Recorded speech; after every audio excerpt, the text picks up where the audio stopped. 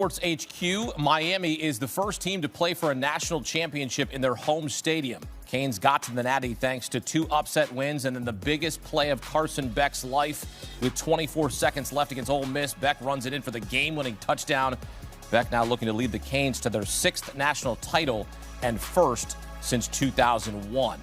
Fernando Mendoza looking to lead Indiana to its first title in program history and become the first quarterback to win the Heisman and the national championship in the same season since Joe Burrow in 2019. Mendoza and Miami head coach Mario Cristobal both attended the same high school, so plenty of connections here. Fernando Mendoza from Miami, playing Miami, in Miami. This is going to be South Beach at its finest. HQ's finest back in studio, former Ohio State running back Beanie Wells, former James Madison quarterback Ben DiNucci, and one of the keys to the national title game could perhaps be discipline. Indiana averaged 3 penalties per game this season, 3rd fewest in FBS. Miami averaged 7 penalties per game, 113th out of 136 schools in FBS. Canes had 0 penalties against Ohio State, pulled off the upset. Canes had 10 penalties against Ole Miss, still won the game. Beanie, which Miami team shows up against Indiana? You know, you'd hope for Miami, understanding the magnitude of the moment. This is a national championship. You're at home. You're going to have to be the team that showed up versus Ohio State. You're going to have to play a clean football game. Look, they have the talent to be able to win a national championship. I've said that week after week, right? But nearly playing a team like Indiana, you're going to have to be at your best at every single phase. That's special teams, that's offense, that's defense, that's running the ball, that's eliminating the mistakes that you've constantly had that have crept up and led to you losing some of the games that you have this year, and that's being a disciplined football team. I can't wait to watch the matchup. In terms of the talent that's going to be on this football field, it's going to be exciting to see. I think this is going to be one of the best national championship games that we've seen in a long time. I think we get the best version of Miami as well, and I think that's exactly what you want, national championship. You got presumably the 2 best teams at this point in the year, right? Indiana, Miami, going head-to-head. Miami's going to have a couple weeks to dissect this Indiana tape from the last couple weeks and say, hey, here's our game plan, here's what we got to do against these guys, and here's how we're going to attack it. So I would expect Miami to come out, play a clean game, because we saw it tonight. If you spot this Indiana team points, you're behind the 8 ball already. Well, that's one of the narratives. That's one of that's what their characteristic is, how they play, is that Indiana plays mistake-free. Indiana does not make mistakes. They play disciplined because they're an extension of their head coach. All right, this game could also come down to what goes down in the trenches. Ben, what's your matchup that you're going to be watching for? I think it's strength on strength. I think, first off, when you look at this Indiana team, you can say all you want about how good their defense is, how good their coaching is. At the end of the day, if you can't stop this offense and get them off the field, you have absolutely no chance. So the matchup I'm looking at in this game, the front 7 of Miami versus the offense of Indiana. All Indiana has done this year is score 50 points 7 times in games. If you can't generate pressure on Fernando Mendoza, speed up his process, and get this Indiana team into 3rd and long, I think it's just going to be a long game for this Miami defense. Bain and Mesidor, they've got to show up. 19 sacks total between the 2 of them.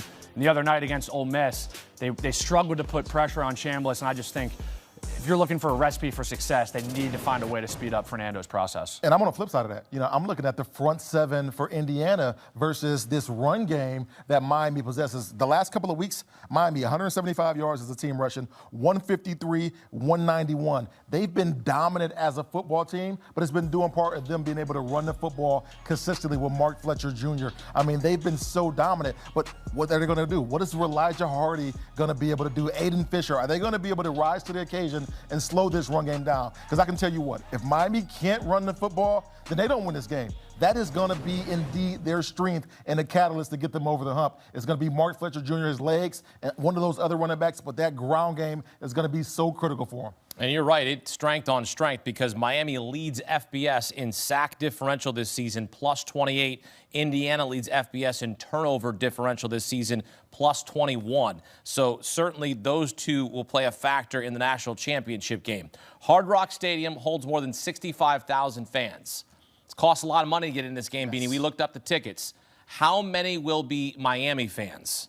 That's a good question. That is a good question because all season long, not just this year, but last year, we look at the Miami games and they'd be home games and they'd be half full. So it'd be interesting to see how many of those fans are shelling out big-time dollars to see their team in the national championship for the first time in, 25 years. Now, I'd expect it to be 50-50, but I don't know, man. Would the Miami fans come out in abundance? You saw how many IU fans were in Atlanta tonight. Whew. Might be a lot of red again. I mean, look, you gotta fill the house. You got to pack the house if you're you got to find ways to get, number one, you got to get all your students in there. Mm-hmm. And I get the reason why, kids don't want to come over from campus to Miami Gardens to go to the state. I get it, but don't make an excuse. I don't get it. I'm talking about during the regular season. I don't get it. You're a great football team. I agree. Right? I'm with you, but they don't have the same experience where they can just walk from their dorm room over to the football stadium. Yeah, don't give me excuses. You go to Miami. You know how expensive Miami is? Yeah, it's expensive. Kids go to Miami. Yeah, get to the football games, all right? get to the games. They were 7-1 at home this season. All right, Indiana is a 7.5-point favorite in the Natty. Beanie, who you got winning it all? Look, this is going to be a great game. I like both teams, but Indiana is the best team in the country. They're the most disciplined and battle-tested team that we've seen. I like Indiana winning this game. I can't even sugarcoat it anyway. I'm gonna be even less sugar. Yeah, Indiana, plain and simple. Boom, stamp it. They've been the best team from week 1 to right now. They're 15-0 for a reason. They've got the Heisman Trophy winner. They've got the Coach of the Year. They play complimentary football. Give me IU, but I think it's going to be a really physical, hard-fought game. You got a score prediction? The only thing I got, whatever team scores more points, I think is who's going to win. So. Okay, thank you. Yeah, there we go. Right, that's usually how it works. Look, I'm going to lay the points here. I think it should be 9.5. I'm not far out of reach. I mean, I don't think it's out of the realm of possibility. We just watch Indiana versus. No disrespect. Again, no disrespect to Miami, because I was campaigning for Miami to get into the playoff field. So, I'm not out here trying, to disparage the Miami Hurricanes. I think they're a great football program. But what we're watching out of Indiana, this is 2019 LSU. Yes. That's what we're watching right now. Yes. They're steamrolling people. In the biggest moments. I mean, to be able to put a slack on somebody and score 55 versus Oregon, or 56 versus Oregon, then what did they beat Alabama, 38-3? Come on. Yeah. That's crazy. It's not supposed to happen like this, people. What we're watching right now, we are watching something that is, not something, we are watching a Hollywood movie. At some point in time, this football season that Indiana Hoosiers are having, Hoosiers, they got the basketball movie. They will indeed have the football movie on Kirk Cincinnati and Fernando Mendoza. It's happening. I'm going to say 35-10 Indiana national champs. Who's your daddy? I'm going 34-17. Okay. Indiana. Who's your daddy? I'm not even saying the score just because I don't want to be berated on Twitter like I have been for the last 3 weeks. January 19th at Hard Rock Stadium. Fernando Mendoza, the Miami native, playing Miami in Miami. I mean, this is storybook stuff. This is incredible. I can't wait to see this game again coming your way in 10 days from Miami Gardens. And look, this is pretty interesting here, and this is pretty cool when you think about what Indiana has in front of them. Here's a look at the teams who had the longest preseason title odds that went on to win the national championship in the past 25 years. Entering the season, Indiana was listed at 100-1. Man, I wish we would have wagered on that. Which means if the Hoosiers win the Natty, they would have the longest preseason title odds by any eventual national champion in the last 25 seasons. Coming up, back out to Atlanta, where the Hoosiers dominate the Ducks for the second time this season, advancing to the national championship. We've got more reaction from the Peach Bowl next on CBS Sports HQ.